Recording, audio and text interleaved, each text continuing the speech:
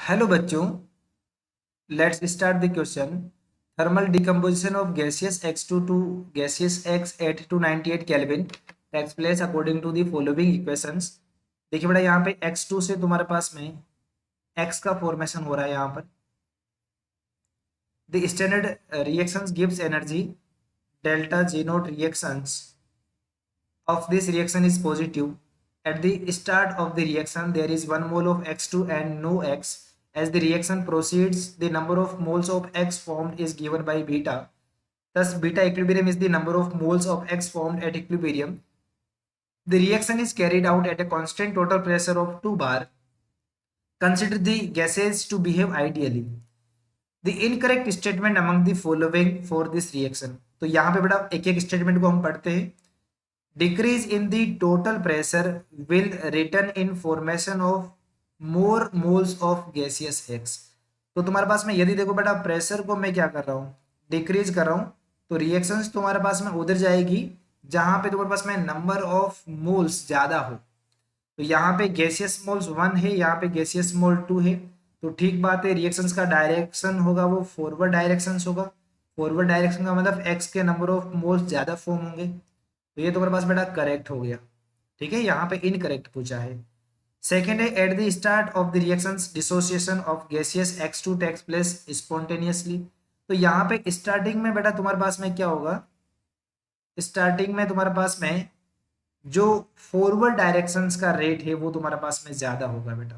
ठीक है, rate of forward direction ज्यादा होगा, तो इसको मैं स्पॉन्टेनियस नेचर का मानूंगा।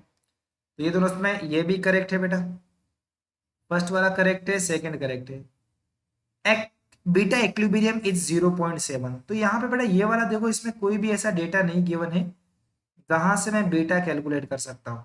ठीक है, तो मैं इसको इनकरेक्ट लेके चलूंगा।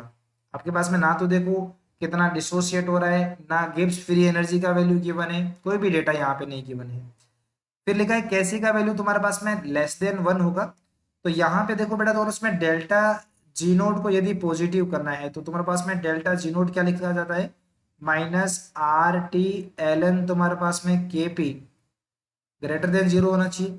ये ग्रेटर देन जीरो तभी होगा जब तुम्हारे पास में देखो देखो R और T तो एक पॉजिटिव नंबर है।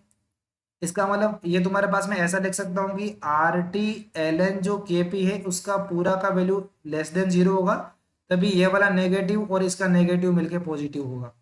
तो इसको थोड़ा मैं सोल्व करता हूँ बेटा, तो ln KP less than zero होना चाहिए। अब आपको बेटा रिलेशन पता है, KP इक्वल टू क्या होता है, KC RT के पावर में डेल्टा NG, और डेल्टा NG इस रिएक्शंस के लिए 1 लिखा जाएगा। गैसियस प्रोडक्ट मोल और यहाँ पे गैसियस रिएक्टेंट मोल्स। बेटा KP का वैल्यू मैं जब पुट करूंगा तो यहाँ पे लोग ln KC प्लस में ln RT less than zero होगा। ln KC इसको मैं लिख सकता हूँ इस तरीके से, ln KC तुम्हारे पास में ये हो जाएगा बेटा लेस देन ln माइनस में ln RT हुआ, लेकिन मैं इसको ऐसे रिवर्स लिख देता हूँ 1/RT। तो KC लेस देन 1/RT।